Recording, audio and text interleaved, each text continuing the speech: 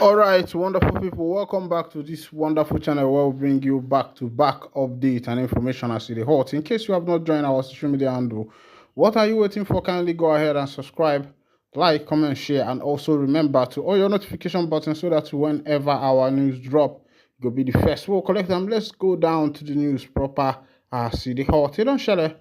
According to the matter, where we say a day for my table. Mazi Nnamdi Kanu, the leader of the indigenous people of Biafra, don't write letter give the U.S. government over unlawful extradition from Kenya. And for me, I would say that that is how it should be. Um, Let him spread his wings all over the world. Let the world hear his cry. Let them also witness what is currently happening in the country called NIG, where people somehow are being oppressed or maybe disadvantaged because somehow they are not related to the ruling party or to the president, to the governor, where politics has been used as a tool of fighting your enemy.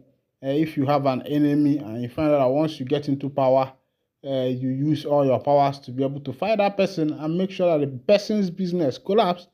That is the country we found ourselves. And some people might be wanting to know why Mazen Nnamdi Kanu secession bid, why even in the DSS detention he has refused to back down on his statement of freedom that he wants the people of Igbos, the Biafrans, to be free from the government of the NIG.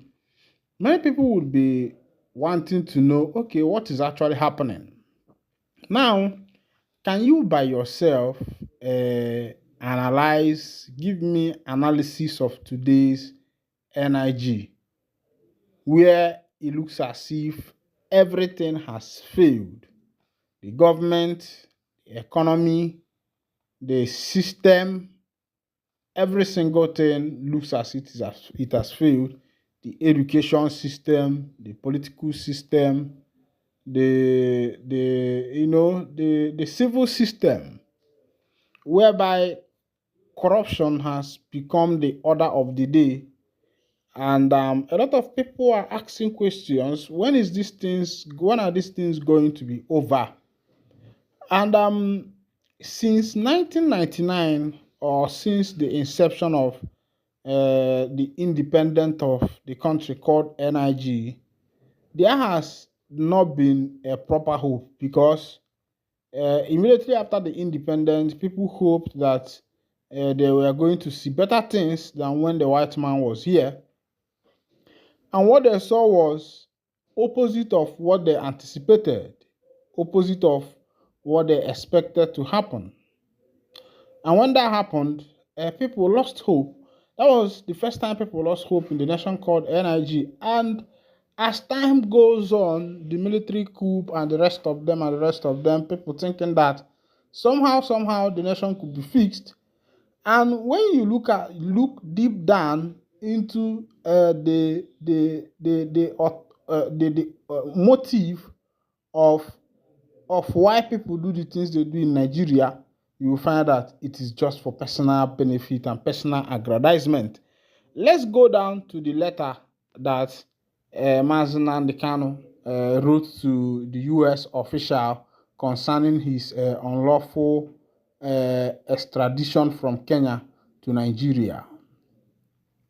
For officially and publicly acknowledging the unlawfulness of his extradition from Kenya to Nigeria in 2021, the leader of the indigenous people of Biafra, IPOB, Nnamdi Kanu, at the weekend expressed in writing his profound appreciation to the government of the United States of America, including its mission in Nigeria.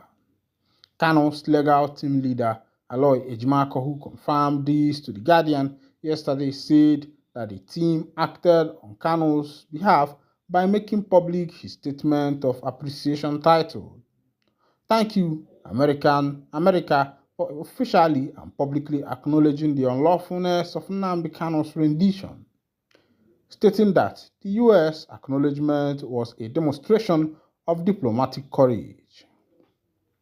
Ejimako, who said that his team's attention was drawn to an official publication by the US government a few days ago, which was captioned 2023 Country Report on Human Rights Practices, Nigeria. He further said that the US government publication acknowledged that Nigeria's secret police had violated Kanu's rights during his arrest and extradition, and that Kanu was a victim of arbitrary arrest in June 2021.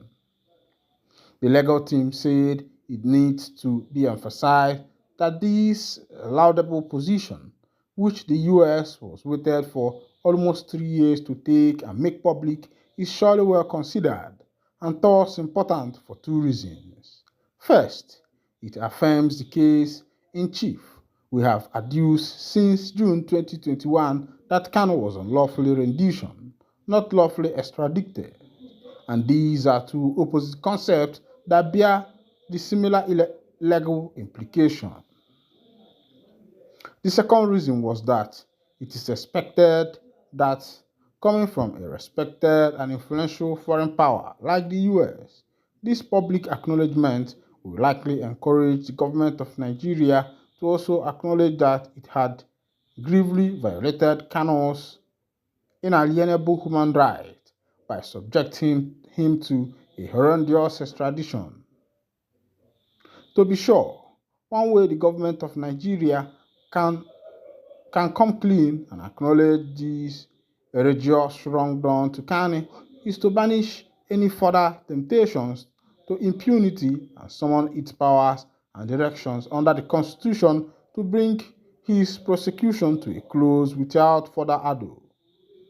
Ejimako and his team noted that this is the most sensible thing to do, considering that Kanu's prosecution has, by effluxion of time, become attritional and questionable to boot, given that it was initiated almost a decade ago in 2015 and for alleged offenses that are no longer in play.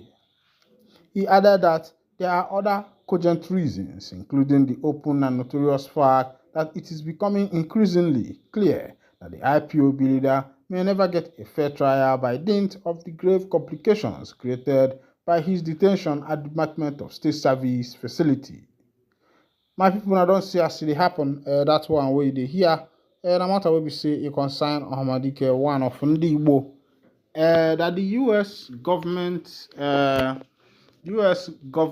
have condemned Mazi Nnamdi Kanu's unlawful extradition from Kenya. They have come openly to say that what the NIG government did to him was a breach of his fundamental human right. Of course, every citizen has his fundamental human right, and also part of this human right we are talking about, or the United Nations Constitution on Human Rights, were also signed by Nigeria. So they themselves are party to this particular constitution, and that is to say that they are supposed to play along.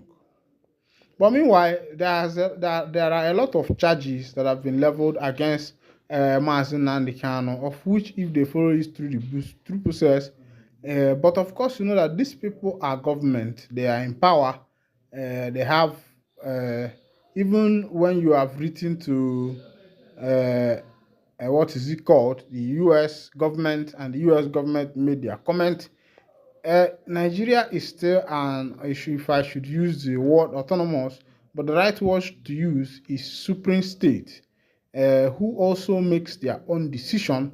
But I think if it is a country where the rule of law is in action, there wouldn't be a lot of complaints, because some of these things you are seeing will be tried by the rule of law. But here you find out that those who are in governance play hanky-panky with the rule of law. These laws and constitutions were made by them, and they are also the ones who are furthering this constitution and law. And of course, you know that sometimes if you look at what is called a change of constitution or constitution amendment, a layman might not be able to understand that what the present government is actually doing is to find a way to alter the constitution wherever it can favor them. And that is what we have seen in the ECOWAS.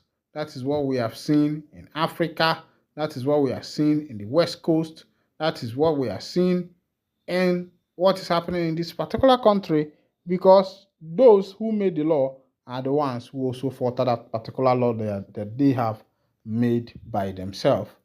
But our own, we say, Ozemezina, Ozemezina, Ozemezina, Ozemezina. Meanwhile, we will be waiting to see what is going to become the outcome of that particular case. Will be say it concern the leader of the indigenous people of Biafra, as it be resetting the barometer of development in Southeast. This one is coming from Iwayan, the president of Ohanezendigbo. He said that part of his vision is to reset the barometer of development in the southeastern part of Nigeria. And my issue is that how is he going to be able to achieve that?